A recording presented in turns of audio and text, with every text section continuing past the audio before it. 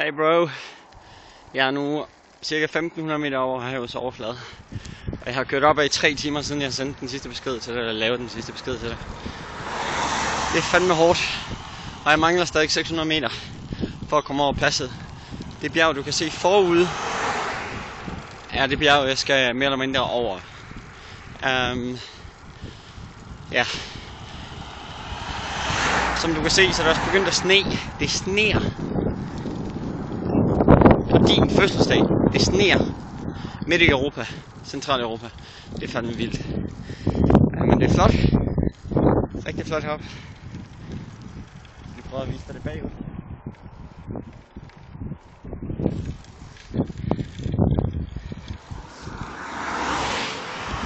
Jeg er ikke sikker på, at det er lovligt at filme, mens man cykler, men så længe der ikke er nogen, der ser det, så sker der nok ikke noget ved det.